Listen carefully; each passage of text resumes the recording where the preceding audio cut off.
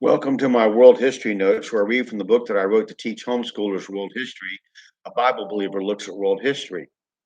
You can find it on lulu.com, amazon.com, or the Bible Baptist bookstore. Just follow me here. So today we're going to go back to the Americas, do a little discussion in the Americas about the year 200.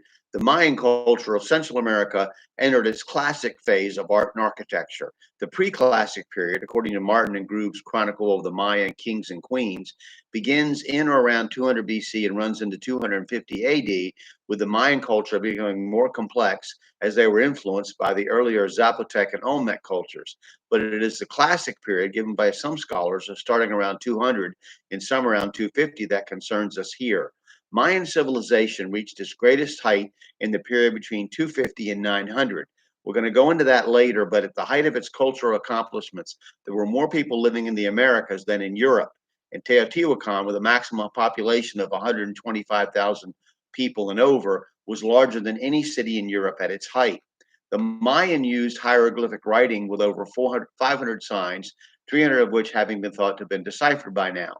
They had a sophisticated calendar, with 3114 BC being the date for the creation of the world. Converting this highly sophisticated calendar into Christian chronology was a key task for early scientists. This correlation is and has been done using astronomical observations. The classic Maya had a complex and refined royal structure, with political leaders combining the state and the power of the gods, just as ancient cultures across the Atlantic. The union of church and state was the basis of Mayan culture, as it was in Babylon, Assyria, or Rome, indeed in Europe, even until the last century. It appears to be the direction in which mankind is headed again.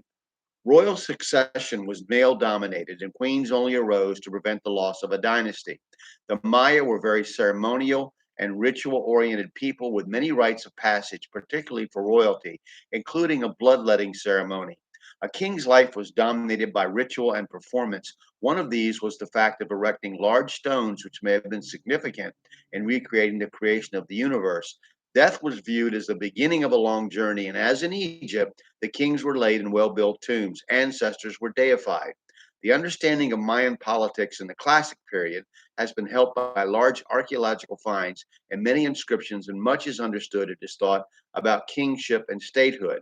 Remember, for all mankind, the primary concern throughout history politically has been who rules and who is ruled. Outside of self justification, self gratification, self preservation, and self propagation, this is the foremost concern of mankind, not God. Mayan kings were called Lord Ruler, and although it is specific significance in Mayan politics is not yet known, it appears what passed for legitimacy and leadership must have been some kind of connection with Teotihuacan, the great city.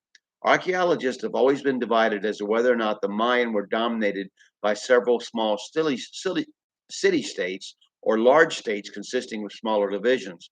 Much of the most recent scholarship acknowledges that the Mayan culture consisted of small city states. I think of this for comparison like the city states of Canaan or Greece. There were over kings, which showed some Mayan kings were more powerful than others and were paid a higher degree of respect.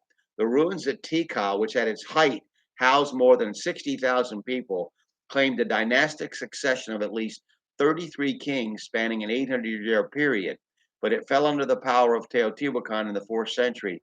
After a quote dark age, it grew in importance again in the 7th century.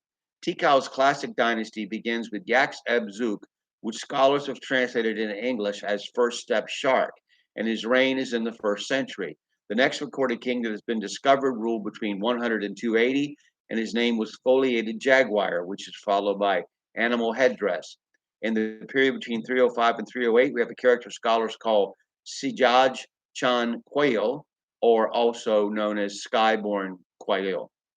As we approach the time of Constantine's Council of Nicaea, we have Queen named Lady Unabalam, or Baby Jaguar, a name she took from a local goddess of Olmec origins. The next figure that can be based on evidence is found is Kinich Muan Joel, or Great Sun Hawk Skull.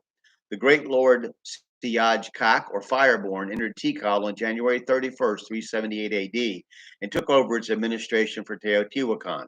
The death of Chaktok Ichak then ruler of Tikal, and his entire male lineage on the same day was no coincidence, and a new line of Tikal kings drawn from the ruling house of Teotihuacan itself took over. The Mayan lowlands were now completely under the control of the Mexican highlands and its great religious center. Teotihuacan, found in the first 2 centuries before Christ was born, was a huge city by ancient standards, as I said previously. It was basically a city devoted to religion, and in the ancient world, religion and politics were indivisible entities until its sudden collapse in the 7th century, possibly as a result of a great plague that swept the ancient world. It was the dominant force in Mesoamerica or Central America. Its main thoroughfare was the Avenue of the Dead, which ran for more than a mile. The Sun Pyramid, approximately 150 feet high, was located at the east end of the Avenue of the Dead in the northern part of the city.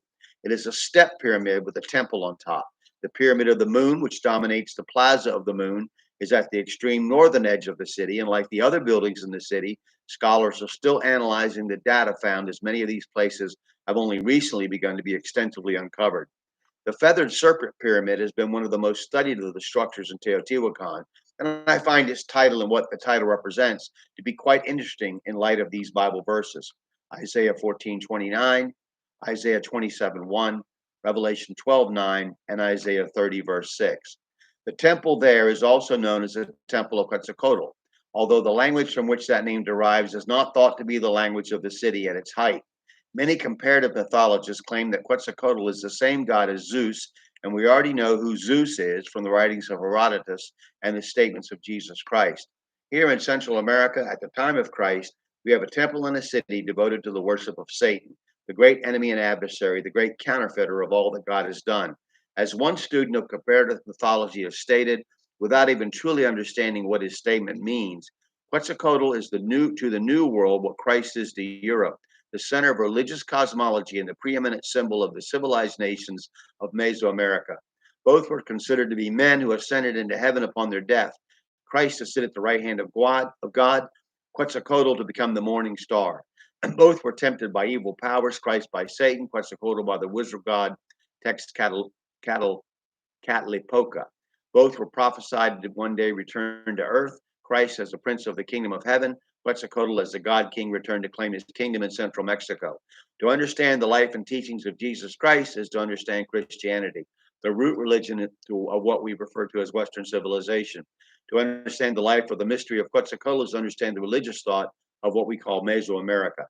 Perhaps the beast of Revelation will appeal to all religions as their great hero come back to claim his kingdom, the first Messiah to show up in the future being the wrong one.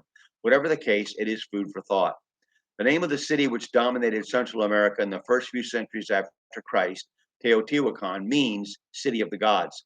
Let us keep in mind that the central focus of the practice of satanic religion from Mexico to Scandinavia to Canaan is human sacrifice, wars of conquest, and torture, particularly of a deviant nature. This is undisputed and historical fact. From the skeletons found in the pyramids in Teotihuacan to the corpse found in bogs in northern Europe to the babies thrown into the superheated arms of Baal in Carthage, Satan wants man's blood, while God has sacrificed his own. Acts 20:28, Hebrews 9:12, 13 and 12, 13:12, and Revelation 1:5. Further south in Peru, another culture has been dated by their study of their pottery. We're going to discuss the Peru. No, let's continue. The Nazca mystified scholars by the finding of lines drawn in the ground in the area thought to be their region of influence, and even as far as northern Chile. These lines are visible as drawings of fish, birds, a whale, spider, monkeys, and plants, and are only visible from the air. Their purpose is unknown. Some scholars, however, believe that the drawings had some meaning associated with their economic system and social rankings. Others, of course, insist they are religious in nature. There are many earthworks around the world that are all that is left of earlier cultures, which are a mystery to modern scientists. For instance, there is the Silbury Hill Mound in Wiltshire, England, the Great Serpent Mound of Ohio, and under the present countryside of Glastonbury in Somerset, England, there is supposed to be a vast network of gigantic figures forming a sort of primitive zodiac. There are huge chalk figures in southern England, the best known of which are the White Horse at Uffington in Berkshire, the Cerne Abbas Giant of Dorset, and the Long Man of Wilmington in Sussex. Some scholars think that at least a few of these monuments of dead cultures had an astronomical importance, perhaps as did Stonehenge, also in England. But the belief that the Nazca lines could only be seen from the air and that the Nazca could not have seen the final result may have been overthrown by the work of the International Explorers Society of Miami, USA. Having understood a legend of the Incas who conquered the area in question 1,000 years after the Nazcas disappeared, to say that a boy named Antarqui helped the Incas in their battles by flying above enemy lines and reporting on their positions, they set about to prove that the Incas, at least, had the use of observation balloons. Of particular interest were the plain pieces of fabric found in Nazca tombs. When tested by a modern balloon manufacturing company, they proved to have a tighter weave than the fabrics the company made themselves. The ancient Peruvians were known to have made some of the finest fabrics in the history of the world, but this amazing discovery led them to build a balloon called the Condor 1, made from cotton and wood, with a gondola of reeds to hold the passengers. It was filled with hot smoke from burning extremely dry wood. Do not try this at home. This might have been what the burn pits found at the end of many Nazca lines were for. And on November 23rd, 1975, two men ascended 380 feet and landed safely. It doesn't prove that the Nazca flew, but only that they could have. The Nazca culture in Peru existed in from around 300 BC to around 800 AD. Now we're going to go to China next. Um, and I thank you for listening, and I hope you study world history and come to your own conclusions.